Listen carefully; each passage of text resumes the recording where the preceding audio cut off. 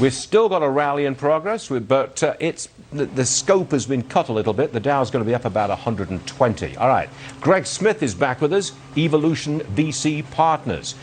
All right, Gregg, a golden age of public venture capital. That's what you're talking about here. Are you saying these new industries, new companies that are coming to market for the first time, is that the golden age you're talking about?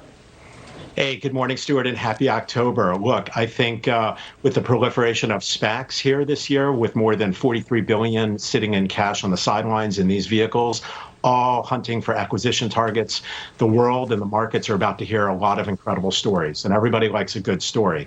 So I'm coining this, we're entering the golden age of public venture capital, because I think with all these SPACs, Main Street is going to be able to have the chance to buy into a lot of these incredible venture-backed companies pretty soon. Yeah, because a SPAC just accumulates money for the issuing company. Not that it's issuing, but a SPAC accumulates money, and you're saying that that can be used to accumulate even more money and other companies in the future. I take the point, Gregg.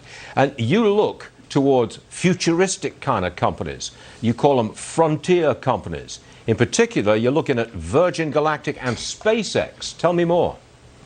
Yeah, look, I think the next big thing are going to be frontier investments. So the most notable ones out there are like SpaceX, which people are familiar with. Virgin Galactic actually took advantage and became public through a SPAC.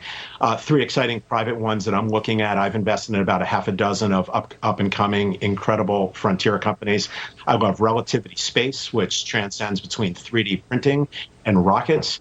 They believe that everything that flies will be 3D printed in the next 20 years. They can actually print a rocket with their metal 3D printers in 60 days using only 1,000 parts versus other rocket makers, which might take 18 months and 100,000 parts to make a rocket.